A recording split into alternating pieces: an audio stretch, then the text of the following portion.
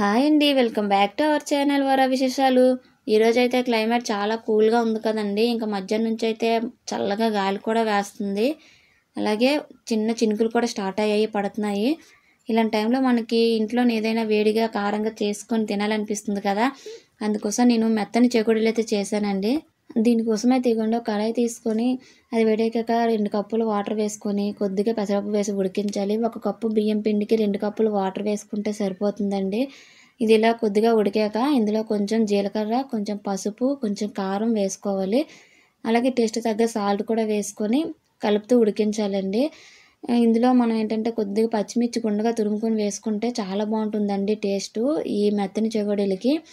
నేనైతే వేయలేదు. మా పిల్లలు పచ్చిమిర్చి వేసి తినరండి, విడిచిపెట్టేస్తారని వేయలేదు. ఎవరైనా ట్రై చేస్తే వేయొచ్చు, చాలా బాగుంటుంది. తర్వాత కొద్దిగా కొత్తిమీర, కరివేపాకు గుండగా తురుముకొని వేసుకోవాలి. ఇవి వేసాక 1 కప్పు బియ్యం పిండి వేసుకొని ఎక్కడ ఉండలు కట్టకుండా కలుపుకోవాలండి. గ్యాస్ని మీడియం టు లో ఫ్లేమ్లో పెట్టేసుకొని ఈ పిండిని ఉడికించాలి. ఇలా దగ్గరగా అయ్యేంత వరకు కలుపుకుంటూ ఉడికించాలండి.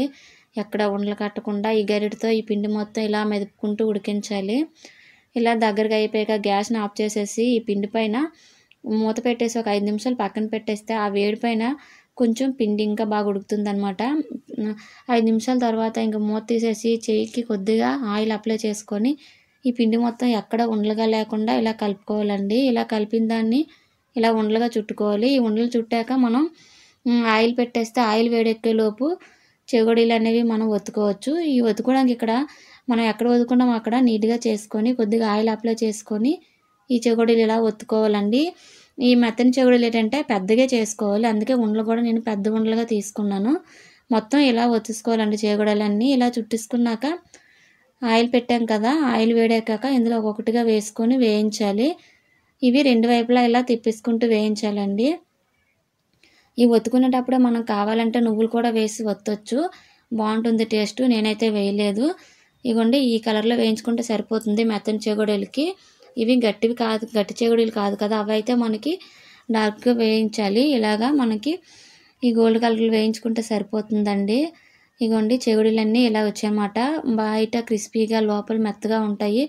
ఇలాంటి చల్లటి వాతావరణంలో తొందరగా చేసుకునే రెసిపీ అండి ఇది. చాలా అంటే చాలా బాగుంటుంది టేస్ట్ కూడా. పెద్దవాళ్ళకైతే టీతో బాగుంటుంది, ఇంకా పిల్లలకైతే ఇలా సాస్ తినడానికి అయితే చాలా బాగుంటుంది అనమాట. ఇదండి మెత్తని చెకోడీల వీడియో అయితే. వీడియో కనుక నచ్చినట్టయితే లైక్ చేయండి, షేర్ చేయండి, మన ఛానల్ అయితే సబ్స్క్రైబ్ చేసుకోండి. బాయ్ అండి.